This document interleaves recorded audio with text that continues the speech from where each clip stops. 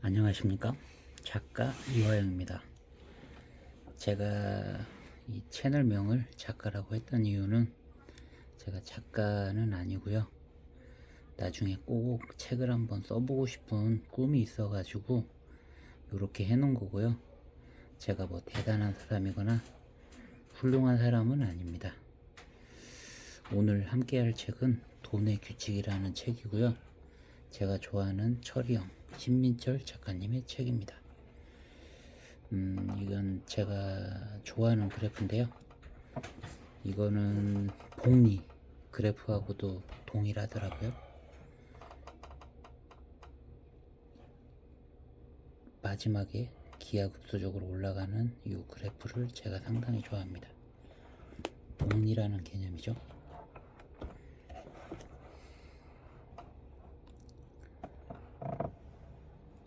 가치 있는 투자로 뚝심 있는 부자 되기.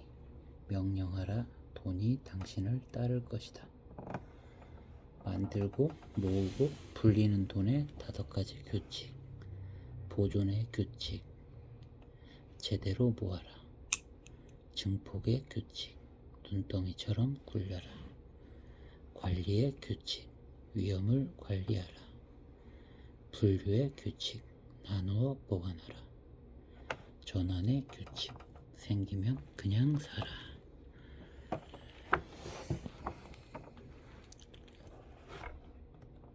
자, 오늘도 그냥 가볍게 한번 쓱 책에 어떤 내용들이 있는지 한번 보겠습니다. 돈의 규칙, 신민철 작가.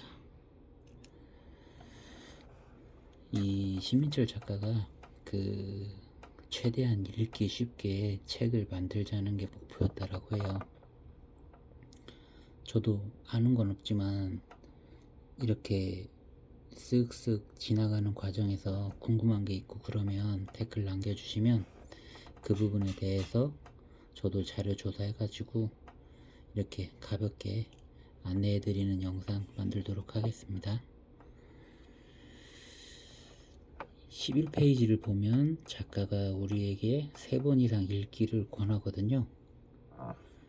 근데 제가 정말로 이 책을 지금 3번 읽었는데 오늘 또 조선노트를 다시 쓰고 있지만 느끼는 게 또 새롭네요. 작가의 말대로 나 여기 있었어 하는 대목들이 상당히 많았습니다.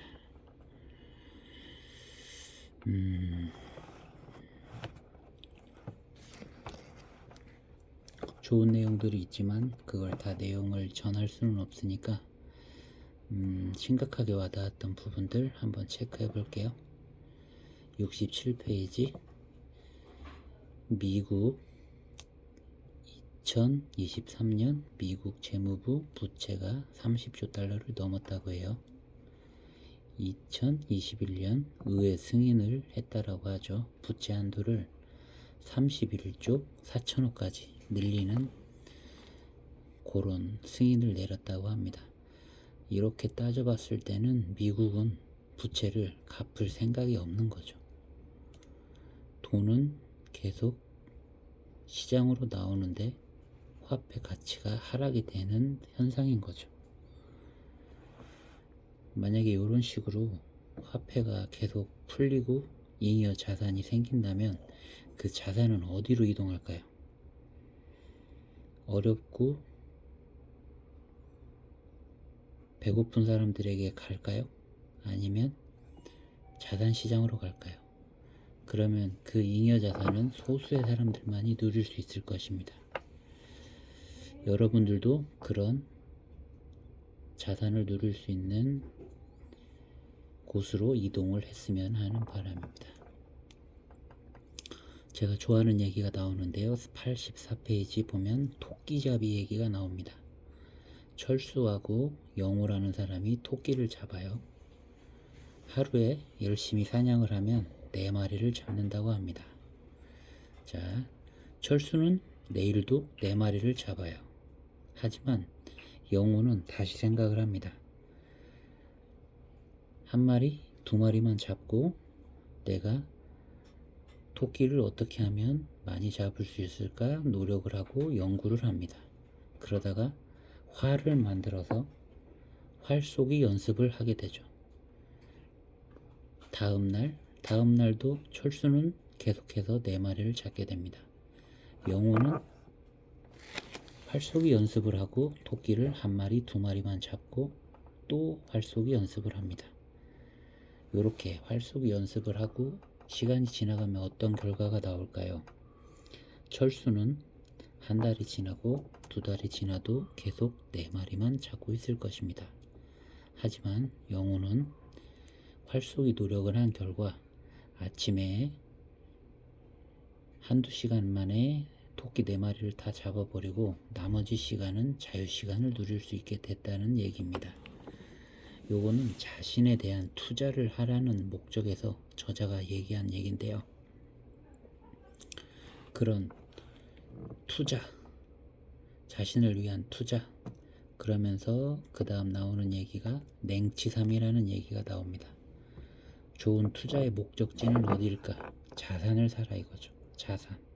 자산이란 거는 냉치삼이라고 표현을 하게 되는데요. 냉치삼이라고 했던 이유는 우리가 냉면, 치킨, 삼겹살은 앞으로 10년, 20년, 30년이 지나도 사람들이 좋아할 만한 음식이라고 표현을 하고 있어요. 그래서 요거를 자산이라고, 가치 있는 자산이라고 표현을 해보았습니다. 제가 좋아하는 단어가 복리 104페이지에 소개가 되는데요. 정말 중요한 단어입니다. 복리. 인도 소녀 얘기를 잘 아실 거예요. 임금님이 인도 소녀에게 원하는 게 무엇이냐고 물어보니 인도 소녀는 하루에 쌀 1톨, 내일은 2배, 쌀 2톨을 주십시오. 1달만 주시면 되겠습니다. 라고 얘기를 하죠. 왕은 소녀에게 고마웠던 일이 있었겠죠. 그러고서 소녀에게 포상을 해주려고 했는데 쌀 1톨, 2톨 가지고서는 너무 성에 차지 않았나 봐요. 그래도 시간이 지나고 20일, 30일이 다 가까우니까 어떤 일이 생겼냐면 마지막 30일째 되는 날 11억 톨이 되었다고 해요. 그래서 그거를 나르는데 코끼리 256마리가 동원이 됐다라고 해요. 엄청난 거죠. 자, 여러분들 좋아하는 워렌 버핏 선생님 지금은 돌아가셨죠? 이분은 11살에 투자를 시작했습니다. 근데 이분이 전 재산의 99.7%를 벌어들인 시기는 52세 이후라고 합니다. 이분은 복리의 힘에 극대화해서 이런 결과를 얻을 수 있었던 거죠. 그리고 115페이지 스노우볼 효과, 요것도 복리죠. 복리는 투자에 있어서 너무나도 중요한 영역 중에 하나입니다. 스노우볼 효과, S&P 500은 연평균 수익률이 12%였죠. 만약에 1000달러를 투자했다라고 한다면 10년 후에는 3000달러, 20년 후에는 9000달러, 30년 후에는 29,000달러, 거의 3만에 가까운 돈인데요. 10년마다 3배씩 불어나는 효과를 발휘하고 있는 거죠. 인도 소녀 코끼리 256마리가 옮겨야 할 만큼의 쌀의 양이 되는 현상입니다. 정말 중요한 내용이죠. 이게 와닿지 않으면 계산을 한번 해보는 것도 좋은 방법일 겁니다. 저제가 강조하는 부분이 있는데요. 화폐 가치 하락에 대해서 얘기를 많이 해주고 있어요. 화폐 가치가 올라가면 레버리지를 이용해서 좋은 자산을 매수를 하고, 화폐 가치가 떨어지면 자산의 부분을 매도한 다음에 갚는다는 얘기죠. 이게 무슨 말일까요? 오늘의 100원은 내일의 100원이 아니죠. 화폐는 화폐로서 머물게 됩니다. 시간이 지나면 화폐 가치는 떨어지게 되어 있지만 이 저자가 말하는 좋은 자산을 삼으로써 나중에 그거 자산이 커지고 거기에서 빌렸던 가치가 떨어졌던 화폐만 갚는다면 자산을 불릴 수 있는 좋은 수단이라고 얘기를 합니다. 이거는 자본주의 시스템의 결함, 치트키라고까지 저자는 소개를 하고 있습니다. 자, 회계학에서는 자산을 자본과 부채, 자산은 자본 플러스 부채라고 하죠. 이 부분은 굉장히 중요하게 됩니다. 다음에 계속 이어지는 내용이 나오게 되니까 잘 알고 계신 내용이겠지만 한 번 더 상기해 주셨으면 좋겠습니다.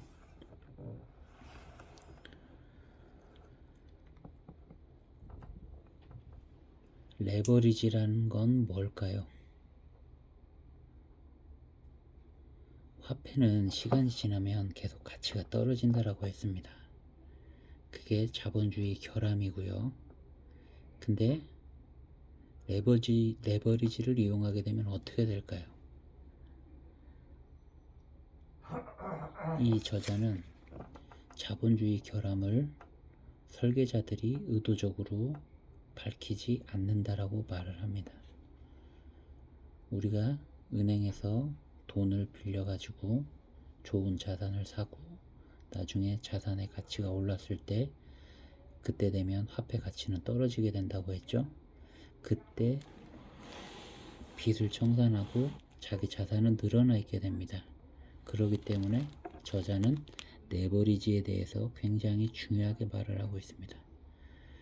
그러면서 화폐 발행기, 화폐 발행인 이라는 표현까지 쓰면서 먼저 화폐를 선점할 것에 대해서 얘기를 해주고 있습니다.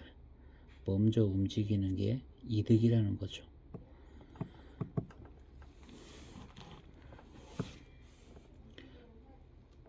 복리가 이루어지는 것은 여러분들도 잘 알다시피 수익률 곱하기 기간이 됩니다. 하지만 여기에서 레버리지가 추가가 된다면 더 빠른 복리 수익 성장 속도가 나오겠죠.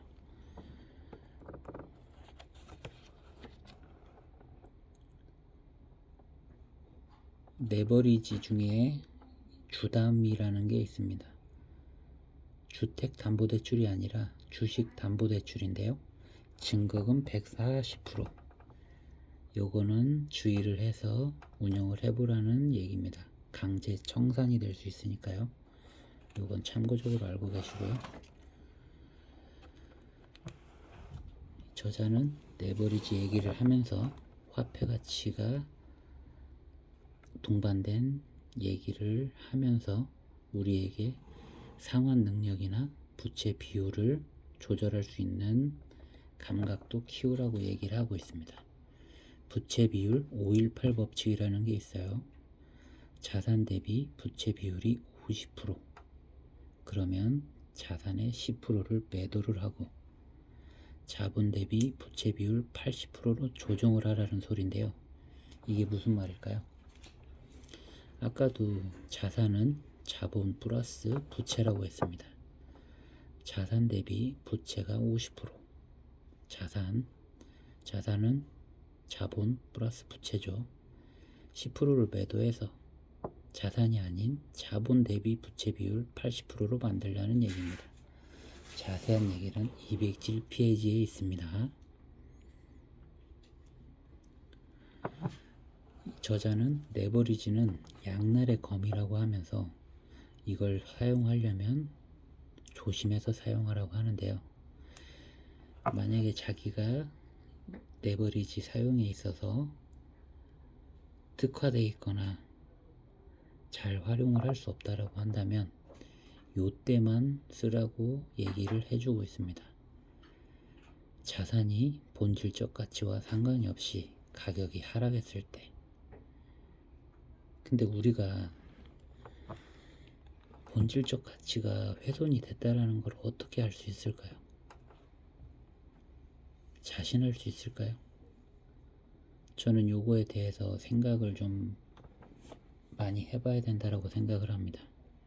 자기가 투자하는 자산을 어떤 거를 투자를 했고 그거의 본질적 가치에 대해서 꾸준히 생각을 하고 유튜브에서 나오는 얘기들, 주변 지인들 아니면 TV에 자주 나오는 애널리스트들의 말에 따라갈 게 아니라 내가 생각했던 자산에 대해서 꾸준히 생각하고 탐구를 하고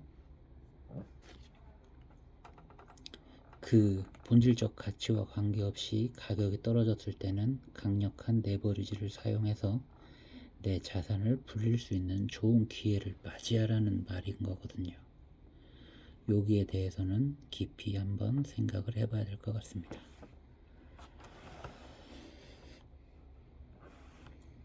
제가 이 영상을 노편집으로 그냥 10분 이내로 하려고 하는데 이 책이 너무 좋아가지고 지금 16분이 넘어가고 있네요.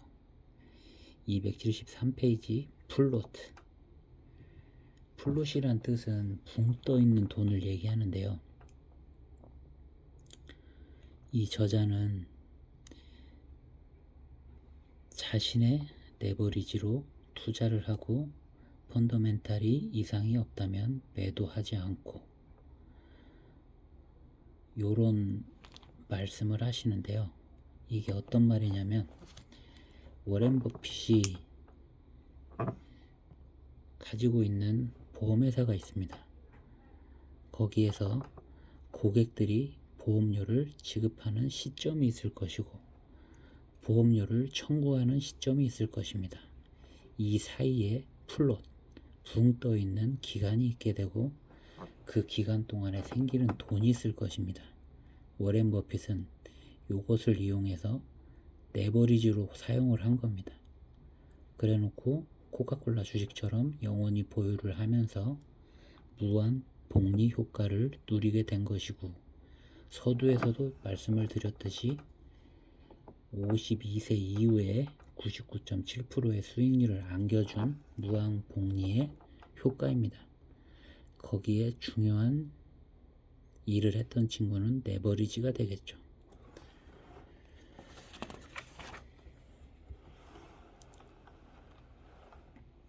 저자는 우리에게 묻고 있습니다.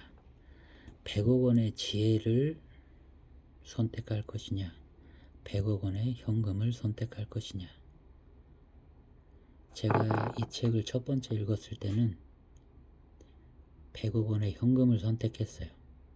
근데 지금 2번 읽고 3번을 읽고 있는데 만약에 그 100억이라는 현금이 나에게 왔다고 해도 나에게 지혜가 없다면 그 현금을 지킬 수가 없을 것 같아요.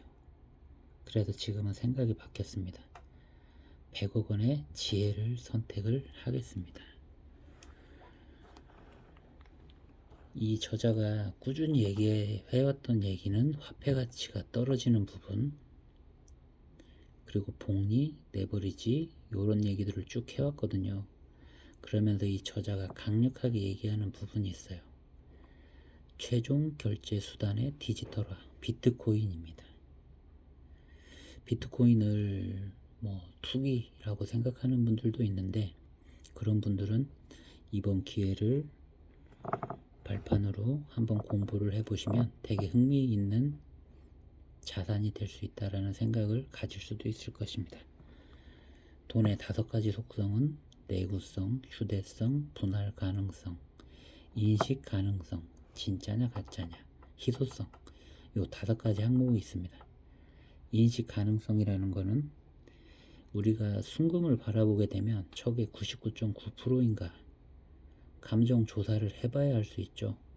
그런 인식 가능성 면에서 금보다 뛰어나다라는 얘기죠. 추가적인 장점이 있습니다. 우리 화폐는 중앙은행에서 발행을 하게 되는데 비트코인은 탈중앙 그런 정부 요런 데에서 컨트롤할 수 없는 영역이거든요.